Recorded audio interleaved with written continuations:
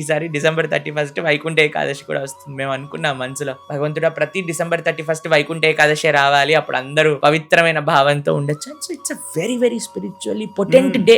మన వైకుంఠ ఏకాదశి December 31 కూడా కలిసి వచ్చింది. ఆ రోజు ఒక సంకల్పం తీసుకోండి, నెక్స్ట్ ఇయర్ నేను ఈ ఆధ్యాత్మికంగా ఉంటాను, నాకుండే ఏవైతే చెడాలో ఆ drinking, smoking, whatever it may be, దాన్ని నేను చెయ్యను. నేను let me be transform, let me be healthy, let me be more spiritual, let me be more connected to God, let me do more seva. ఇలాంటి spiritual resolutions. ఒకటి చెప్తాను సుధీర్ గారు, కేవలము resolution తీసుకోవటం వల్ల పని అవ్వదండి. ఎందుకంటే రెజల్యూషన్స్ తీసుకుంటాము, కానీ విత్ ఇన్ నో టైమ్ ఆ రెజల్యూషన్స్ మనం మర్చిపోతాం.